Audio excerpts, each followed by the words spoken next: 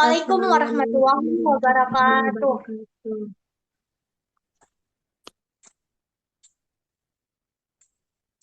Halo semuanya, perkenalkan kami dari kelompok satu. Pada kesempatan kali ini, kami akan mempresentasikan hasil Entity Relationship Diagram atau ERD dengan tema Sistem Reservasi Hotel. Dalam video ini, saya bertindak sebagai moderator sekaligus memandu jalannya presentasi kelompok kami. Akan tetapi, sebelum kita memulai presentasi, izinkan kami terlebih dahulu memperkenalkan diri kami. Saya Cici Dwi Hairunisa dengan NIM G1F02410043 dan teman-teman saya. Dan saya Auralipa Nabilasya dengan NIM G1F024141. Dan saya Laula Faukana dengan NIM G1F024-127. Dan saya Natasha Ainun Najwa dengan NIM G1F024-149. Baik, mari kita mulai presentasinya. Untuk pemateri pertama, yaitu penjelasan tentang pengertian IRD dan bagian-bagiannya yang akan dijelaskan oleh teman saya, Laula Faukana. Baik, pertama-tama saya akan menjelaskan apa itu IRD. Entity Relationship Diagram atau IRD adalah sebuah diagram visual yang digunakan untuk merancang dan memodelkan basis data. IRD menggambarkan entitas atau objek yang ada di dalam sistem, hubungan antar entitas tersebut, serta atribut atau informasi detail dari setiap entitas. Dengan adanya IRD, kita bisa melihat gambaran menyeluruh tentang bagaimana data saling terhubung sehingga mempermudah perancangan sistem, meminimalisir kesalahan input, dan mempermudah pengembangan ke depannya. Sebagai contoh, pada sistem reservasi hotel, kita perlu mengetahui hubungan antara tamu, kamar, staf, pemesanan, dan pembayaran. Semua informasi ini dapat digambarkan secara jelas dalam bentuk IRD sehingga mudah dipahami baik oleh pengembang maupun pengguna sistem. Kemudian, komponen-komponen utama dalam IRD. Dalam IRD terdapat beberapa komponen utama yang saling melengkapi. Komponen pertama adalah entitas atau identitas yang biasanya digambarkan dengan persegi panjang dan mewakili objek nyata seperti user, kamar, staff, dan pembayaran. Komponen kedua adalah atribut yang digambarkan dalam bentuk oval, seperti data atau informasi detail tentang entitas, misalnya nama tamu, nomor kamar, atau metode pembayaran. Komponen ketiga adalah relasi yang digambarkan dalam bentuk belah ketupat untuk menunjukkan hubungan antar entitas, contohnya relasi memesan antara tamu dari kamar. Komponen keempat adalah garis yang menghubungkan entitas dengan atribut atau relasi, sehingga terlihat jelas keterkaitannya. Dengan memahami komponen-komponen yang sudah saya jelaskan tadi, kita akan lebih mudah membaca, merancang, dan mengimplementasikan IRD secara tepat. Baik, selanjutnya saya akan menjelaskan skema IRD yang telah kami buat. Di dalam skema IRD, di dalam skema IRD kami terdapat 5 entitas. Yang pertama ada user, kemudian ada pemesanan, ada kamar, ada staff, dan ada pembayaran. Dalam entitas terdapat beberapa atribut. Di dalam entitas user terdapat 6 atribut. Yang pertama ada nama, ada password, ada nomor HP, ada ID pengguna, ada email, dan ada alamat. Kemudian di entitas kedua, yaitu pemesanan, ada 6 atribut juga. Yang pertama ada ID pemesanan, kemudian ID user, ID kamar, ID staff, tanggal checkout, dan status pembayaran. Kemudian di entitas ketiga, terdapat atribut tipe kamar, ID kamar, nomor kamar, harga pemesanan, dan status kamar. Kemudian di entitas staff terdapat 4 atribut, yaitu email, ID staff, nama staff, dan jabatan. Kemudian di entitas terakhir, yaitu pembayaran, terdapat 6 atribut, yaitu ID pemesanan, tanggal pemesanan, email, jumlah bayar, metode bayar, dan tanggal bayar. Kemudian ada pula yang menghubungkan antara entitas satu dengan entitas yang lainnya yang disebut relasi.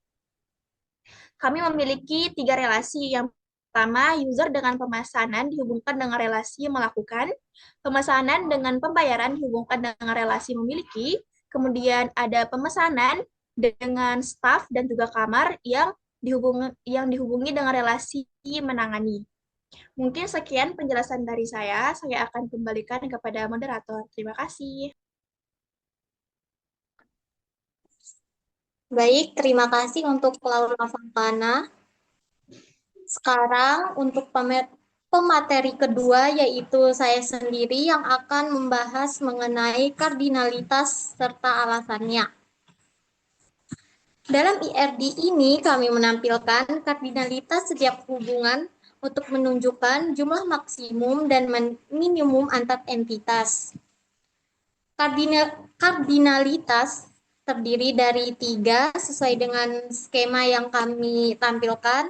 Yang pertama one to many, yang kedua many to many, dan yang ketiga one to one. Untuk kardinalitas yang pertama, yaitu one to many, terjadi pada hubungan user dan reservasi. Karena satu user bisa punya banyak reservasi, dan staff dengan reservasi. Karena satu staff bisa menangani banyak reservasi. Untuk kardinalitas kedua, yaitu many to many, secara konsep terjadi antara user dan kamar. Dikarenakan satu user bisa memesan banyak kamar dan satu kamar bisa dipesan oleh banyak user. Tetapi kardinalitas ini dipecah dengan entitas reservasi sehingga secara teknis menjadi beberapa relasi one to many. Dan yang terakhir yaitu kardinalitas one to one terjadi pada hubungan reservasi dan pembayaran. Karena setiap reservasi hanya punya satu pembayaran dan juga sebaliknya, setiap pembayaran hanya untuk satu reservasi. Dengan demikian, menampilkan kardinalitas seperti ini, kita bisa tahu kapasitas hubungan antar entitas dan menghindar kesalahan saat implementasi. Oke, berikutnya pemateri ketiga yaitu dipersilakan Aura Alifa Nabilasya untuk menjelaskan mengenai primary key, foreign key, beserta dengan tabelnya. Oke, tadi sudah dijelaskan yang skema yang kami buat. Sekarang saya akan menjelaskan tabel relasinya. Nah, setelah merancang IRD selesai, tahap berikutnya adalah mengubahnya ke dalam bentuk tabel relasi database yang lebih teknis dan mendetail. Tabel relasi ini adalah implementasi nyata dari IRD ke dalam struktur basis data yang akan digunakan untuk menyimpan data dan mengelolanya. Masing-masing tabel mewakili satu entitas yang sudah kita rancang, dengan kolom-kolomnya berisi atribut yang telah ditentukan pada IRD. Tabel user ini berfungsi menyimpan data tamu hotel. Kolomnya itu meliputi ID user. ID user ini sebagai primary key. Nama lengkap, alamat, nomor telepon, dan email. Kolom ID user dipilih sebagai primary key karena setiap tamu harus memiliki identitas unik untuk membedakan data tamu satu dengan yang lainnya. Tabel kamar berfungsi menyimpan data semua karyawan yang tersedia. Kolomnya meliputi ID kamar sebagai primary key, tipe kamar, harga per malam, jumlah kamar yang tersedia, serta status ketersediaannya. Kolom ID kamar dipilih sebagai primary key karena setiap kamar memiliki nomor atau identitas yang berbeda. Dengan primary key ini, kita bisa dengan mudah memanggil atau memperbarui data satu kamar tertentu. Yang selanjutnya, tabel staff. Tabel staff ini menyimpan informasi tentang karyawan hotel yang menangani reservasi. Kolomnya meliputi ID staff sebagai primary key, terus ada nama staff, posisi atau jabatan, dan kotak staff.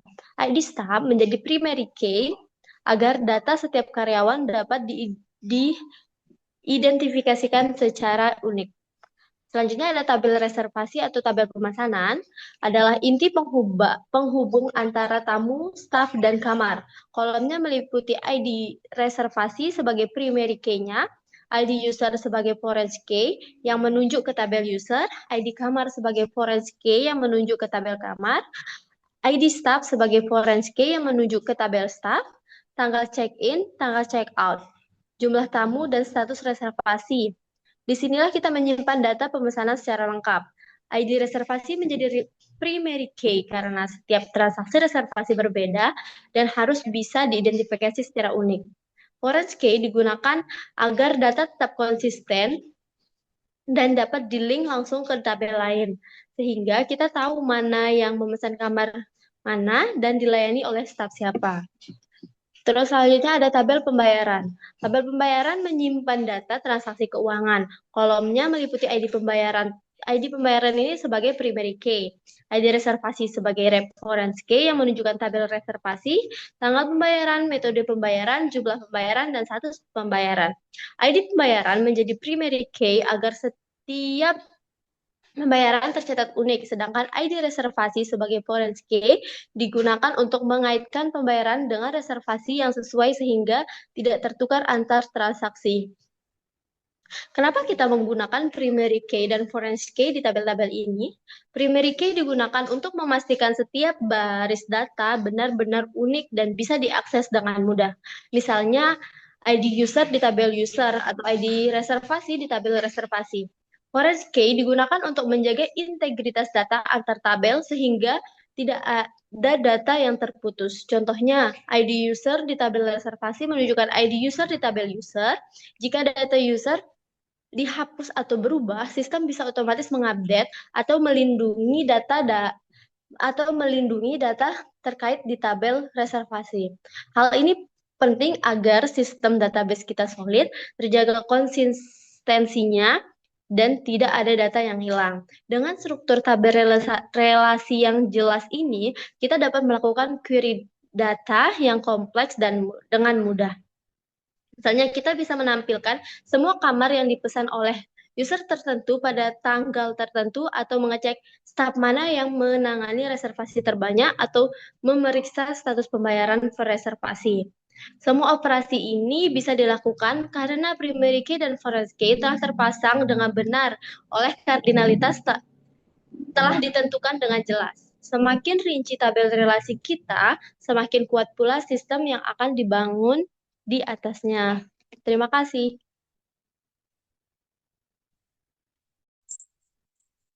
Baik, untuk Aura Alifa Nabila Syah, terima kasih penjelasannya.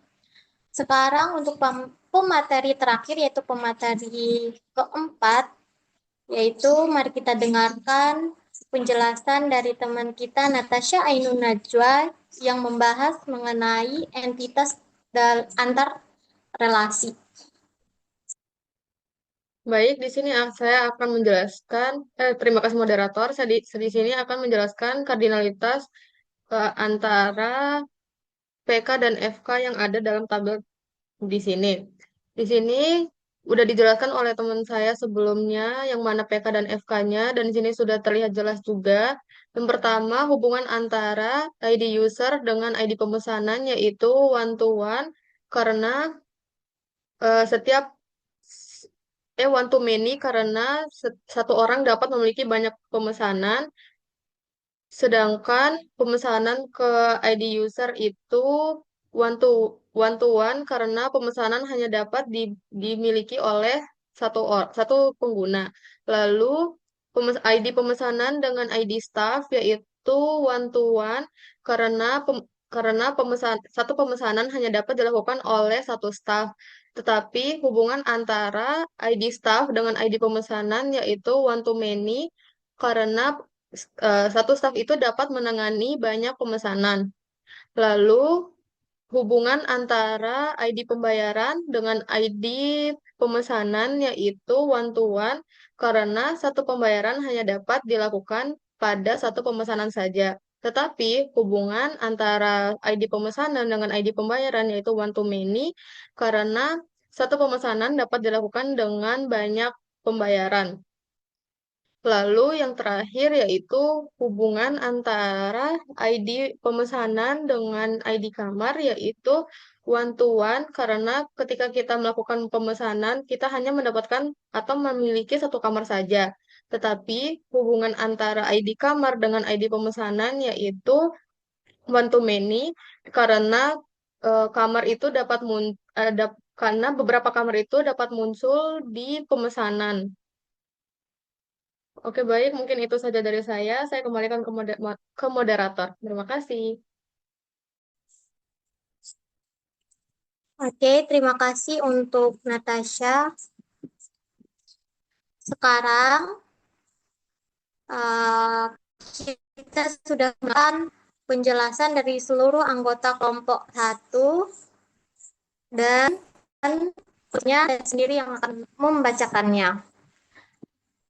Berdasarkan penjelasan yang telah kami sampaikan, dapat disimpulkan bahwa IRD berperan sangat penting dalam merancang sistem database hotel. Melalui IRD, kita bisa melihat alur reservasi hotel secara menyeluruh, mulai dari tamu, kamar yang dipesan, staf yang melayani, hingga proses pembayaran. Dengan pemodelan yang jelas, termaksud penentuan primary key, foreign key, serta kardinalitas, setiap relasi sistem hotel menjadi lebih rapi, data lebih aman, serta mempermudah pengelolaan dan pengembangan sistem ke depannya. Oleh karena itu, pembuatan IRD dan tabel relasi database merupakan langkah dasar yang sangat penting untuk memastikan sistem reservasi hotel berjalan dengan baik, terstruktur, dan dapat mendukung operasional dengan efektif. Oke, teman-teman semua, demikian presentasi dari kelompok kami. Terima kasih atas perhatiannya. Wassalamualaikum warahmatullahi wabarakatuh.